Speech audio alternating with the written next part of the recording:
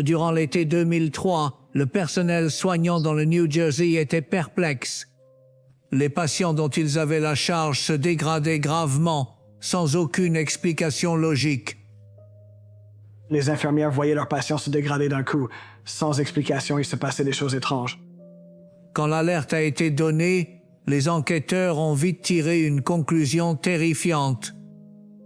Quand on observe des taux élevés de digoxine, une hypoglycémie et un potassium élevé, sans explication, on en vient à se dire que quelqu'un le fait exprès. L'enquête s'est focalisée sur l'infirmier expérimenté Charles Cullen. Mais les détectives avaient fort à faire pour l'arrêter. À partir de là, la course contre la montre a commencé pour empêcher Charles Cullen de tuer encore. De continuer à tuer. Il faudra l'aide du meilleur ami de Charles Cullen pour enfin le traduire en justice. Alors j'ai dit, je vais le coincer et je vais lui faire avouer. Et c'est ce que j'ai fait. Combien de patients avez-vous conduit à la mort? Entre 30 et 40, peut-être. Soupçonné d'avoir tué jusqu'à 400 patients en l'espace d'une. Après 16 ans de meurtre, Charles Cullen a finalement été démasqué comme l'un des pires tueurs au monde.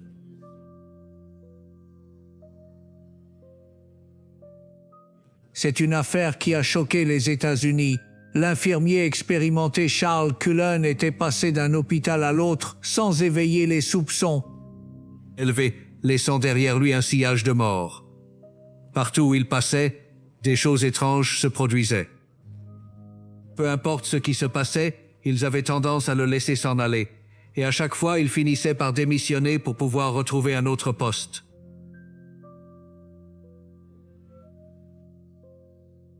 L'auteur Charles Graeber a rencontré Cullen derrière les barreaux et a exploré la psyché de ce tueur sans remords. C'est un tueur en série de grande ampleur. Quelqu'un à qui le public avait confié la mission de protéger. Les plus vulnérables d'entre nous, protéger nos proches, prendre soin d'eux. Et il a trahi cette confiance de la pire des façons, et il a regardé froidement pendant qu'il mourait dans d'atroces souffrances. Et c'est vraiment un mal à l'état brut. L'histoire de ce tueur commence sur la côte est des États-Unis. Charlie Cullen est né dans le New Jersey, à West Orange, le 22 février 1960. West Orange était un coin un peu dur, un secteur plutôt pauvre dans une région du New Jersey par ailleurs aisée. Il avait 8 frères et sœurs et c'était le petit dernier, arrivé un peu par erreur. Le 17 septembre 1960, alors que Charles Cullen n'avait que 7 mois, son père est décédé à l'âge de 56 ans. Sa mère a tout fait pour faire vivre la famille et la garder unie. Il vivait avec presque rien, des allocations sociales, la charité et des dons. Le jeune Charles Cullen avait du mal à s'adapter à son environnement. À 9 ans, chose terrifiante, il a tenté de se suicider en avalant des produits d'un coffret de chimie. C'était un enfant très perturbé. Cullen était peut-être prédisposé à développer un trouble de la personnalité. Et dans un contexte aussi instable, ça peut avoir des effets catastrophiques. Le garçon tourmenté cherchait aussi à se venger de la manière dont on traitait sa famille et lui. L'une de ses sœurs était enceinte. Son petit ami passait assez souvent et il maltraitait Charlie. Il a battu sa petite amie, la sœur de Charlie, sans relâche, au point de provoquer une fausse couche. Et Charlie a essayé de l'empoisonner en versant des gouttes ophtalmiques dans son verre. La personne dont Cullen semblait le plus proche était sa mère. Mais le 6 décembre 1977, un drame est survenu. Sa mère, Florence, est morte quand il avait 17 ans. Elle a perdu la vie dans un accident de voiture, sa sœur conduisait. Elle a fait une crise et sa mère est morte. Cullen est allé à l'hôpital Mountainside, dans la ville voisine de Montclair, dans l'espoir de voir sa mère. Quand il est arrivé à l'hôpital, on avait déjà emmené sa dépouille. Et il n'a jamais pardonné à l'hôpital ce geste, l'avoir empêché de voir sa mère, la lui avoir en quelque sorte volée. C'est quelque chose qui l'a marqué toute sa vie. Le sentiment de perte et cette rancœur envers les hôpitaux.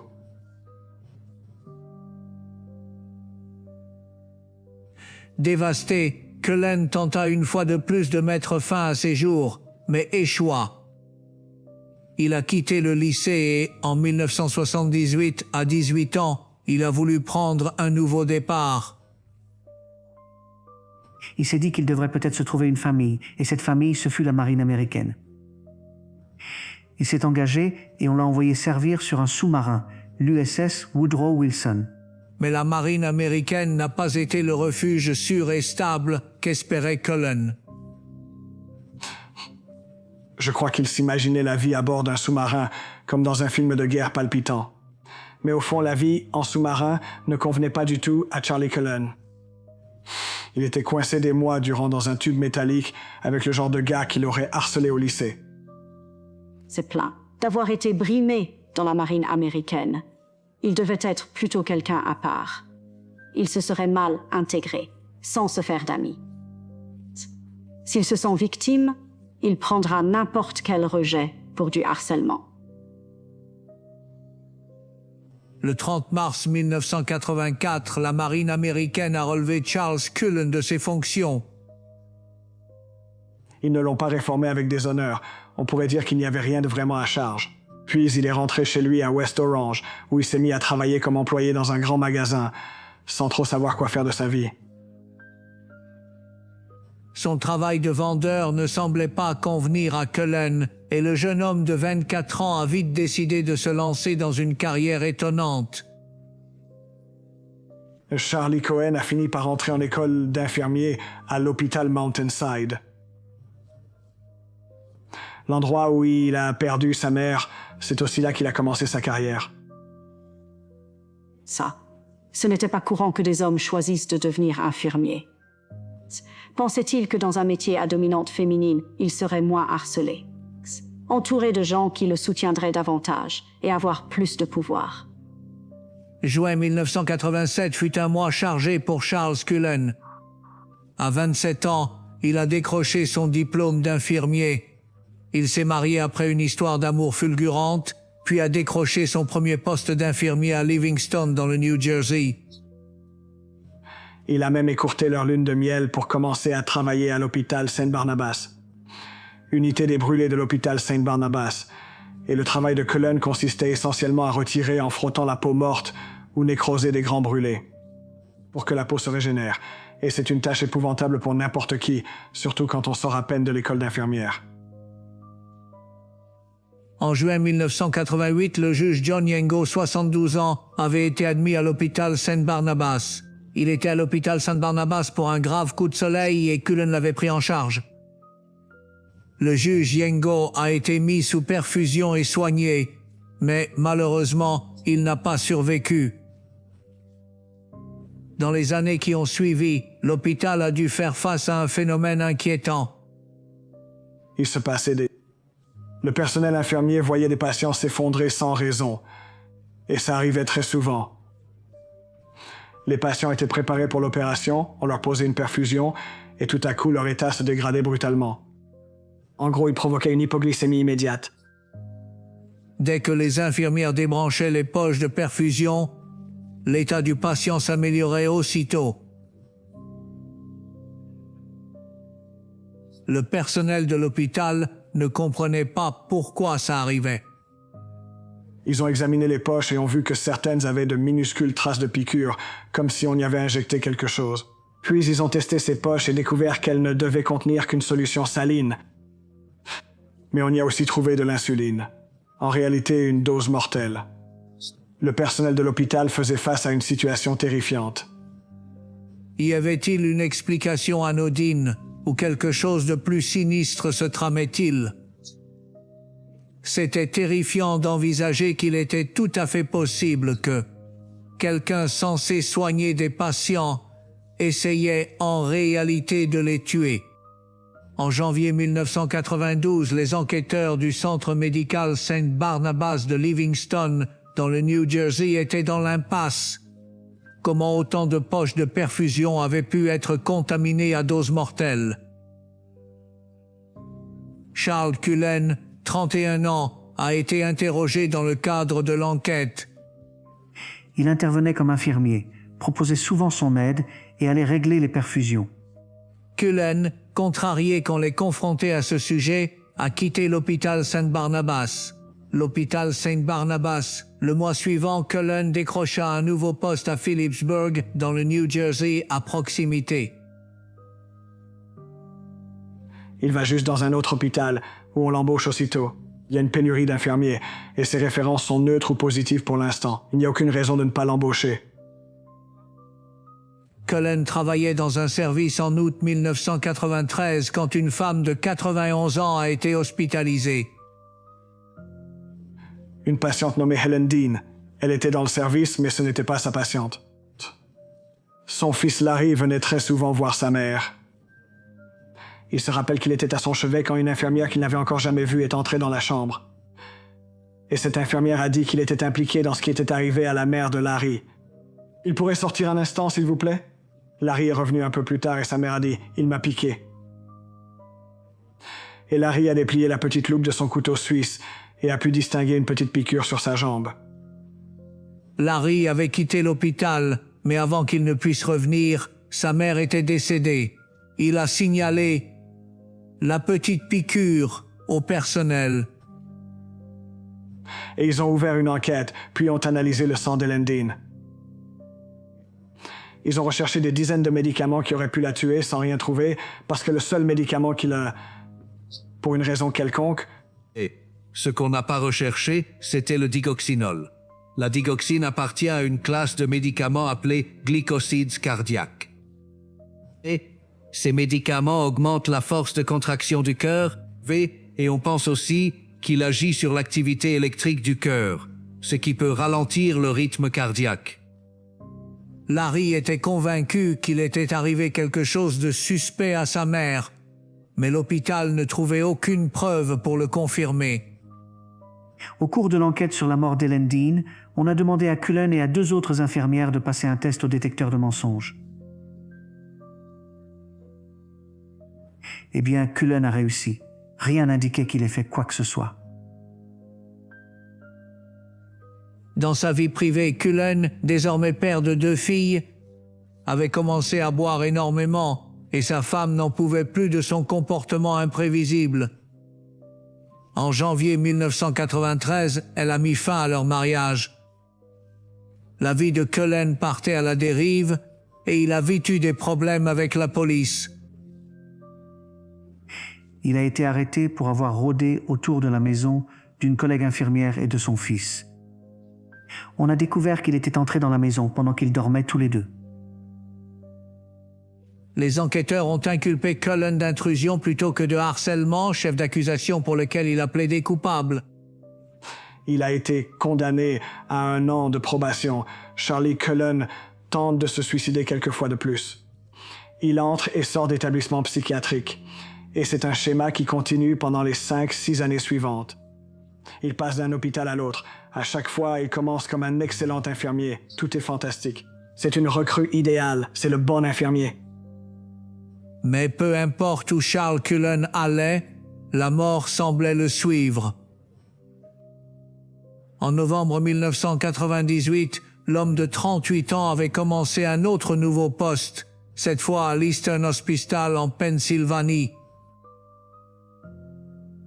Le mois suivant, Otto Schramm, âgé de 78 ans, fut admis. Monsieur Schramm était un homme âgé. Il n'allait pas particulièrement bien. Sa fille lui rendait visite assez régulièrement et était particulièrement prise alors, lorsqu'une infirmière qu'elle n'avait jamais vue auparavant lui demanda de quitter la pièce. Et le lendemain, lorsqu'elle entra, son père était mort. Il était temps que l'infirmière itinérante reparte de nouveau. Et en juin 2000, Charles Cullen, âgé de 40 ans, avait commencé à travailler dans un autre hôpital encore, St. Luke est à Bethlehem, Pennsylvania. C'était un poste particulièrement prestigieux. C'était un emploi bien rémunéré. Il a commencé comme infirmier que tout le monde était heureux d'avoir à sa disposition. Il travaillait les nuits et les week-ends. Il prenait les quarts de travail des autres. Il était toujours heureux de rendre service. Lors d'un poste de nuit, 2 infirmières ont observé Cullen entrer dans un placard où des médicaments étaient conservés. Cullen quitta la pièce quelques minutes plus tard et les infirmières entrèrent. Ils ont constaté que sur les étagères entièrement remplies de médicaments, beaucoup avaient été jetés. Une autre infirmière allait jeter une aiguille usagée dans un téguistan. Boîte à objets tranchants, mais la trouvait pleine de flacons de médicaments pour traiter le cœur et la tension artérielle. L'infirmière a signalé Cullen au responsable de l'hôpital, mais plutôt que de faire face à une enquête, Cullen a décidé de démissionner. Après un bref passage de 2 semaines dans un autre hôpital où il ne s'entendait pas avec ses collègues, Cullen a trouvé un emploi en septembre 2002 à Somerset Medical Center dans le New Jersey. Il commence à s'y faire des amis. Il se passait d'essai. Il se lie avec 2 autres infirmières, Amy et Donna. Amy et moi étions très proches, tout comme Charles. On nous appelait les 3 mousquetaires et nous adorions travailler ensemble. C'était simplement un gars sympathique, un peu timide, un peu réservé, mais c'était quelqu'un avec qui je savais que j'allais pouvoir créer des liens rapidement. Charlie Cullen s'est vraiment investi dans cette relation, une relation maternelle. Et ainsi, elle le prit sous son aile et le protégea du monde. Nous sommes rapidement devenus amis et sommes devenus très proches. Je lui faisais confiance et nous nous faisions confiance. Nous avions une relation de confiance vraiment, vraiment bonne. Cullen travaillait aux côtés de Donna et Amy dans l'unité de soins intensifs où les codes bleus étaient fréquents pendant les gardes. Le code blue est une réanimation. Donc, quand quelqu'un cesse de respirer, que son cœur s'arrête ou qu'il entre dans une dysrythmie dangereuse. C'est une situation potentiellement mortelle. Nous commençons la RCP, nous commençons à administrer des médicaments. Nous faisons tout notre possible pour sauver leur vie. Nous formions une équipe, et s'il y avait une urgence, ou si vous deviez agir rapidement auprès d'un patient, d'autres infirmiers interviendraient simplement et vous aideraient. C'est lors d'une de ces nuits qu'un patient a commencé à s'effondrer devant Cullen et ses collègues. Il y avait un patient en particulier qui avait commencé à faire un arrêt et qui était dans une certaine dysrythmie. Et Charlie était dans la pièce quand je suis arrivée. Il avait administré un médicament appelé lidocaïne. Et je me souviens m'être dit « Pourquoi administreriez-vous de la lidocaïne ?» La lidocaïne était un médicament plus ancien qui n'était plus utilisé pour certaines dysrythmies particulières. Au moment où le patient décéda, un médecin arriva dans le service, voulant savoir qui lui avait administré le médicament périmé. Parce que j'étais le responsable du code, je devais en assumer la responsabilité. Et j'ai dit « J'ai administré de la lidocaïne ». Et il a dit « Ce patient est allergique à la lidocaïne ». Et j'ai simplement fait confiance à Charlie parce qu'il est si brillant. Je croyais qu'il devait y avoir une raison pour laquelle il avait donné ce médicament. Les 3 amis ont continué à se soutenir mutuellement dans les bons comme dans les mauvais moments. À un moment donné, pendant leur quart de travail ensemble, Amy a été choquée par les résultats des analyses de sang des patients de son unité. Il y avait des résultats de laboratoire qui revenaient indiquant des glycémies trop basses, des taux de digoxine trop élevés. Et nous avons pensé « Oh mon Dieu, il doit se passer quelque chose avec le laboratoire », parce que ces analyses de laboratoire sont complètement folles. L'un des patients présentant des taux élevés de digoxine était pris en charge par Donna. Ils m'ont en fait interrogé sur le fait de penser « Ai-je donné le mauvais ?» ou « Une dose » ou essayer de comprendre, genre, exactement ce qui s'est passé. Mais je vérifiais toujours avec une autre infirmière juste pour m'assurer que je donnais la bonne dose, parce que je sais que c'est un médicament dangereux, parce que la vie des gens est entre vos mains et vous pouvez les tuer. Donc il faut vraiment savoir ce que l'on fait. Nous pensions vraiment qu'il y avait quelque chose qui n'allait pas avec le laboratoire ou qu'il y avait quelque chose qui n'allait pas avec la pharmacie. Nous pensions simplement que quelque chose fonctionnait mal, mais il est vite devenu clair que les résultats du laboratoire étaient en fait exacts. À mesure que nous entrons en 2003 au Somerset Medical Center, de plus en plus de décès soudains et inattendus surviennent. En juin 2003, l'une des infirmières de Somerset a contacté le New Jersey Poison Control Center avec une inquiétude. L'infirmière avait une question au sujet des taux de digoxine chez un patient qui ne prenait plus le médicament cardiaque. L'expert en poison Bruce Rock a pris l'appel. À ce moment-là, la seule explication que nous avions en tant qu'équipe était que quelqu'un a accidentellement donné au patient le mauvais médicament. Et tout ce à quoi nous pensons à ce stade, c'est une erreur médicamenteuse. Mais 2 semaines plus tard, un pharmacien du même hôpital a appelé le centre anti-poison pour des préoccupations similaires. Et j'ai dit au pharmacien, avez-vous des patients qui souffrent d'hypoglycémie, de faible taux de glucose, de glycémie basse? Et avez-vous des patients avec des kaliémies très élevées et d'autres choses? Et puis il y a eu un silence de mort. Et la réponse, oui. Et c'est là que j'ai dit, on dirait que vous avez une affaire de police sur les bras. Il ne faisait aucun doute dans l'esprit de Bruce Rock que quelque chose de sinistre se passait et que quelqu'un portait délibérément atteinte à des patients vulnérables. L'hôpital a été chargé de découvrir qui était responsable avant que d'autres patients ne finissent morts. À l'été 2003, Bruce Rock du New Jersey, le centre antipoison, savait qu'il était crucial de découvrir qui empoisonnait les patients au Somerset Medical Center. Bruce s'est assis avec certains des meilleurs membres de leur équipe, mais il n'a pas reçu la réponse attendue. Ils nous criaient beaucoup dessus. Et il y avait beaucoup de discussions de leur côté disant que nous devrions nous mêler de nos affaires. Bruce a expliqué la gravité de la situation. Et nous avons dit quand vous avez des patients qui présentent 2 cas de taux élevés de digoxine, sans explication claire, chez des patients présentant une hypoglycémie avec un taux élevé de potassium, il faut penser que quelqu'un fait cela exprès. Il faut vraiment que quelqu'un enquête là-dessus. Cela a dû être un choc effroyable pour les autorités de l'hôpital. Voulez-vous dire que nous employons en fait quelqu'un qui souhaite tuer nos patients et non les aider à vivre? C'est une chose très difficile à assimiler. Sur les conseils de Bruce Rock, la police a été contactée par l'hôpital et informée qu'il y avait eu un certain nombre d'incidents médicaux inexpliqués. 2 détectives ont été informés par les dirigeants de l'hôpital, qui leur ont dit que leur enquête de 4 mois avait été jugée non concluante. Puis, le 31 octobre 2003, apparemment, sans prévenir, l'infirmier expérimenté de 43 ans Charles Cullen passait une fois de plus à autre chose. Charlie a été licencié tout à fait à l'improviste. Personne ne pouvait y croire, car voilà que l'une de nos meilleures infirmières était licenciée.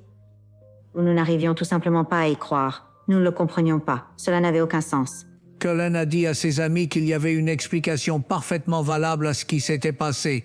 Des flacons de médicaments non ouverts avaient été jetés et on l'en avait accusé à tort. J'étais vraiment très inquiet et vraiment triste pour mon ami. Et je lui ai en fait dit que je lui donnerais une recommandation pour aller dans un autre hôpital.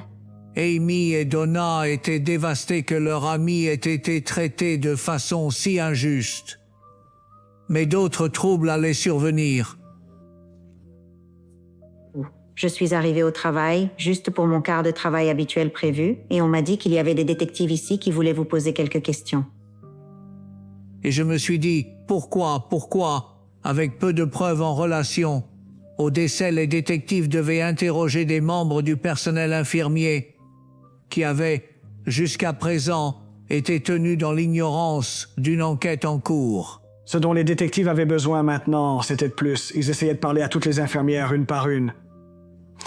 Et ils ont été contraints de mener ces entretiens en présence du responsable des risques. En gros, les patrons assistaient à chaque entretien. J'étais la dernière infirmière à être interrogée, et je me suis assise devant les inspecteurs principaux. À la surprise d'Amy, les détectives voulaient en savoir plus sur son ami et ancien collègue, Charles Cullen. J'ai décidé que j'allais dire « c'est une chasse aux sorcières et c'est des conneries ». Et il est impossible qu'il se soit passé quoi que ce soit avec Charlie Cullen parce que c'était un excellent infirmier. Le gestionnaire des risques a été appelé hors de la salle d'entretien de manière inattendue. Et l'un des détectives a saisi cette occasion pour avoir une conversation plus ouverte avec Amy. Il fit glisser un rapport sur la table, des données répertoriant tous les médicaments retirés par les infirmières de leur distributeur Pyxis. Et j'ai vu les imprimés de Charlie, ce qu'il prenait réellement dans le Pyxis. Il y avait un médicament en particulier que normalement vous sortez un flacon toutes les 2 semaines pour reconstituer cette perfusion particulière. Et une nuit en particulier, il a sorti 12 de ces fioles. Quand j'ai vu les preuves, c'était absolument flagrant. Il n'y avait aucun moyen de l'éviter. Je devais l'accepter. Il était impossible qu'il les sorte pour autre chose que des dessins sinistres. Il avait fait du mal à des patients. C'était un moment choc. Amy était maintenant confrontée à la prise de conscience que l'une de ses amies les plus proches avait peut-être tué des patients placés sous leurs soins communs. Et c'est ce que j'ai fait. C'est à ce moment-là de ma vie que tout a changé. Je me souviens être restée complètement figée. C'était comme un choc total pour tout mon organisme. Les détectives expliquent qu'ils n'avaient pas encore de preuves suffisamment solides pour arrêter Charles Cullen. Ils ont demandé à Amy de travailler à leur côté en secret, en restant en contact avec Cullen comme si de rien n'était. Ils espéraient que je pourrais lui soutirer quelque chose pour expliquer ce qui se passait. Même si je savais ce qui se passait, c'était quand même une trahison de mon amitié et je lui mentais. Et ça ne faisait pas du tout du bien. En même temps, le corps de l'un des patients récemment décédés de l'hôpital a été exhumé. Le révérend Florian Gall était mort d'une crise cardiaque massive plus tôt cette année-là. Et le coroner a constaté qu'il avait largement assez de digoxine dans l'organisme pour le tuer. C'était en fait la cause du décès. Les détectives avaient désormais divers éléments de preuve reliant Cullen au meurtre, mais rien d'assez solide pour agir. Pendant ce temps, l'homme de 43 ans a continué à trouver un emploi dans le système de santé. Charlie m'avait appelé à l'improviste pour me dire qu'il avait trouvé un emploi. Il allait commencer à travailler et j'ai appelé l'un des détectives. Cullen serait bientôt dans un nouvel hôpital avec de nombreux patients vulnérables sous sa responsabilité. La pression était forte pour empêcher d'autres morts. Ils ont dit « Nous devons intensifier cela ». Pour vraiment enfoncer le dernier clou dans le cercueil, il leur fallait la preuve irréfutable, et cela signifiait lui arracher des aveux. Amy devait porter un microphone caché scotché sur sa poitrine et rencontrer Cullen dans un lieu public, s'asseoir en face d'un tueur en série potentiel et le faire avouer, tu sais, avec des couteaux et des fourchettes sur la table et qui sait quoi d'autre en train de se passer. C'était vraiment terrifiant, je pense. Le 12 de... En décembre 2003, Amy est partie avec un micro caché pour rencontrer Charles Cullen en personne, tandis que les détectives a écouté en douce. Quand nous sommes entrés pour la première fois dans le bar, il m'a serré dans ses bras et j'étais en fait très nerveuse à l'idée qu'il sente le fil que je portais. J'avais vraiment très peur. Nous avons parlé pendant 2, peut-être 3 heures avant que j'aie enfin le courage d'en parler.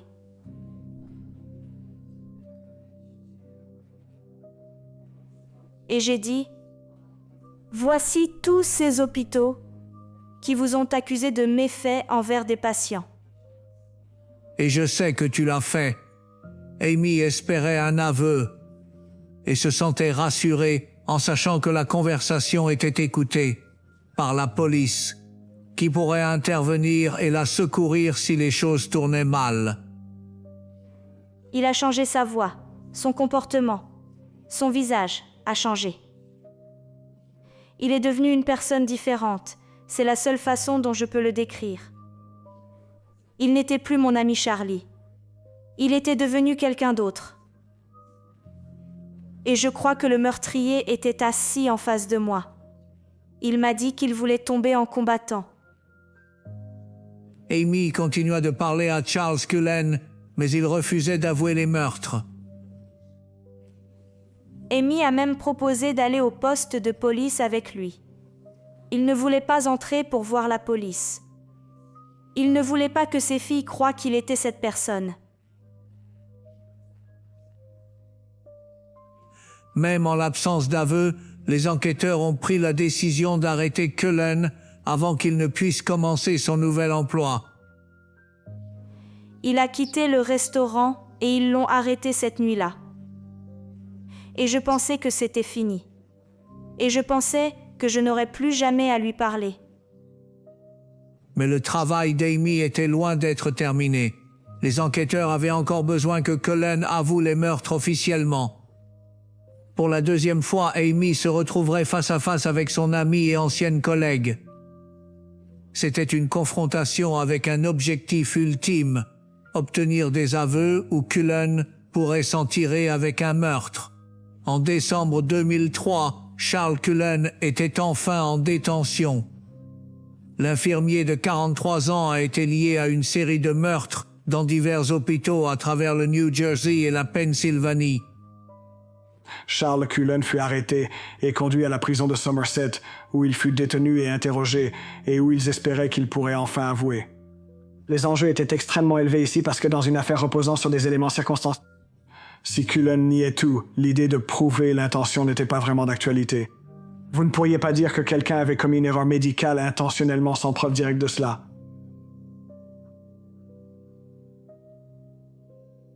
L'ancienne collègue de Cullen, Amy Loran, pensait que son rôle dans l'enquête était terminé, mais les détectives avaient encore besoin de son aide pour attraper Cullen. Le 14 décembre 2003, portant une fois de plus un micro, Amy a rendu visite à son ami pendant que Cullen était toujours détenu en prison. Je lui ai parlé de la façon dont il pourrait être le héros. Et on craignait que je sois entraîné dans un procès. Et on craignait que je sois entraîné dans un procès et que ses filles soient traînées dans la boue également lors d'un procès. La menace que les amis et la famille aient à affronter une telle épreuve semblait être le déclic nécessaire pour que Cullen commence à admettre ce qu'il avait fait. Il a avoué qu'il avait injecté de la digoxine à un patient particulier pour le tuer. C'était un gentleman âgé, mais il était en train de sortir de l'ICU. Il allait beaucoup mieux. Et encore, ses taux de digoxine ne cessaient d'augmenter, et personne ne pouvait le comprendre. Ce patient était le révérend Florian Gall, dont la santé s'était améliorée avant que Cullen ne mette fin prématurément à sa vie. C'en était fini. L'infirmière de 43 ans a décidé de faire officiellement des aveux aux enquêteurs.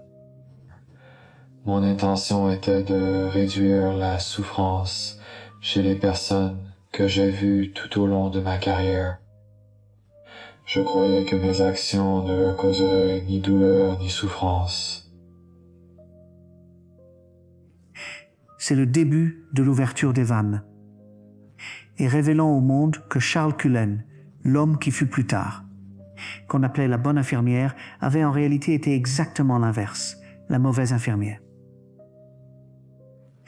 Cullen a progressivement avoué meurtre après, tuant au cours d'une carrière, s'étendant sur 16 ans en Pennsylvanie et dans le New Jersey.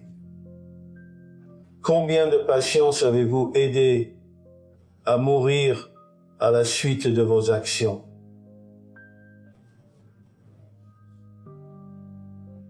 Peut-être 30 à 40 patients. D'accord. 30 à 40 patients au total. Où Amy m'a appelé et elle a dit « Charles tue des gens ». Et moi, je lui ai juste demandé de répéter.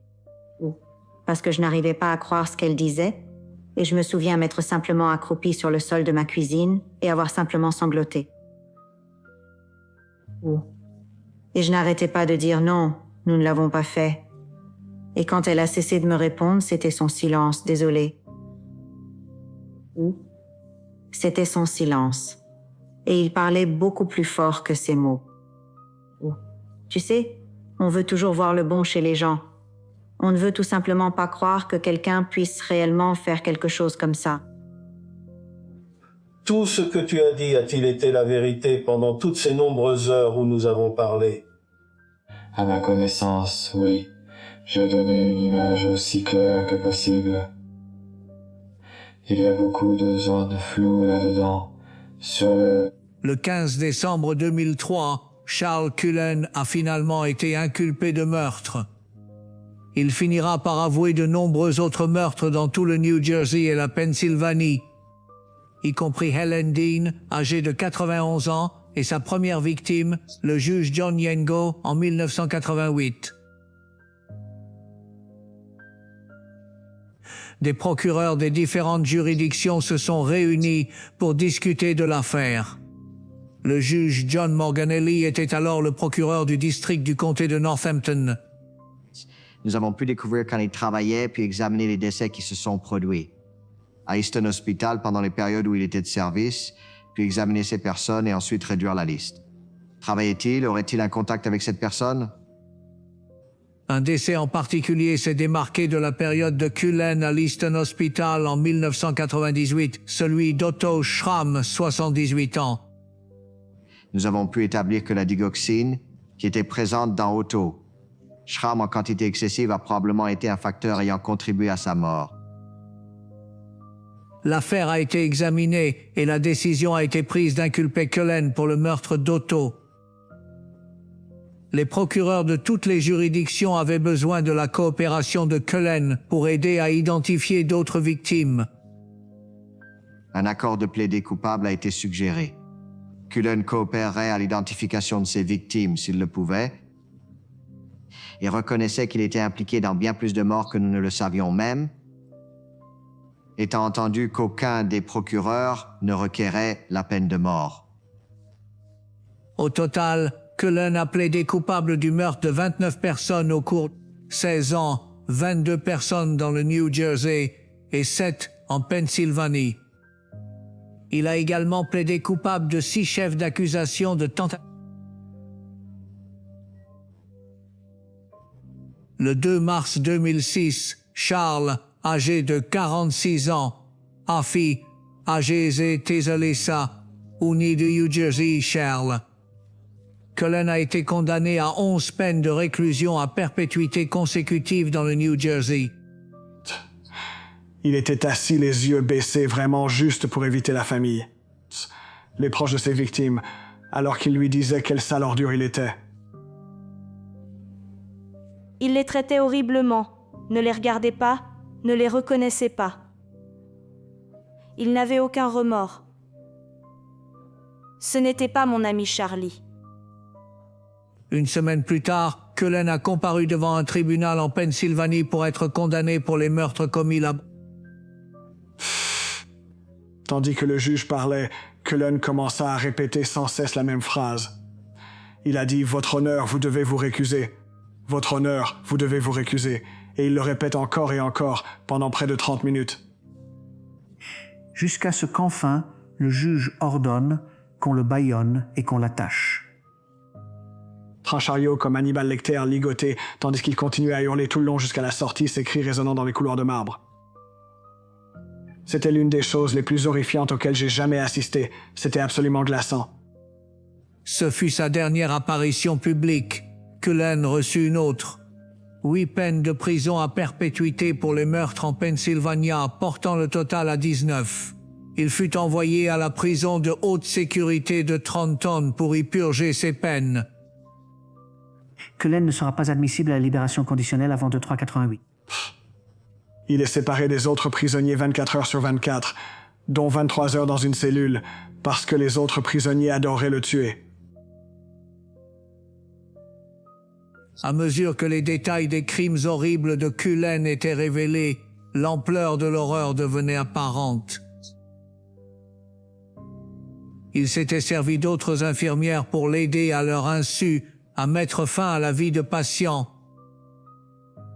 Ou il injectait des poches ordinaires de liquide que nous allions tous, ou simplement prendre et suspendre en pensant que nous suspendions juste une solution saline normale ordinaire, et nous étions loin de nous douter qu'elle serait trafiquée avec ce qu'il y avait mis. C'était l'une des pires choses. Ce n'était pas seulement lui. Il n'était pas la personne qui faisait du mal à ces gens. Il a fait de nous tous des complices. Je sais que j'étais l'une de ces infirmières qui ont suspendu ses poches. Je sais que c'était le cas. Nous l'étions tous. Il n'aurait pas pu savoir où allaient ses sacs. Il n'a pas seulement injecté ces personnes. Il avait des motivations très sinistres et c'était un tueur de sang-froid.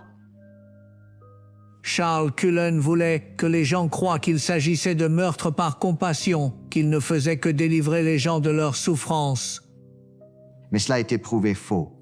Il a essayé d'expliquer ses actions, que c'était des personnes en phase terminale, et pourtant c'était des personnes qui n'avaient pas consenti à ce qu'on mette fin à leur vie, et beaucoup d'entre eux n'étaient pas en phase terminale.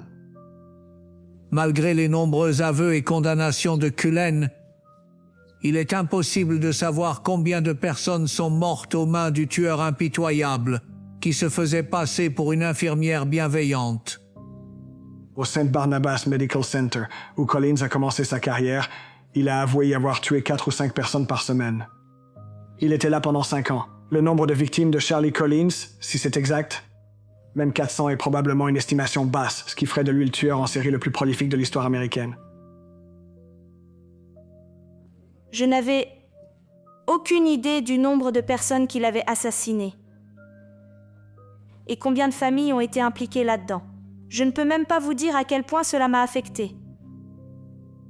J'aimerais simplement pouvoir dire à toutes les familles à quel point je suis désolée de ne pas l'avoir vu plus tôt. Il était juste devant moi. Il était juste devant moi. Charles Cullen a blessé et assassiné des patients dans leurs moments les plus vulnérables et a même amené ses collègues qui ne se doutaient de rien à administrer des médicaments mortels à ses victimes. Ces actions égoïstes auront un effet durable sur des centaines de personnes. Et Charles Cullen sera à jamais connu comme l'un des tueurs les plus maléfiques du monde.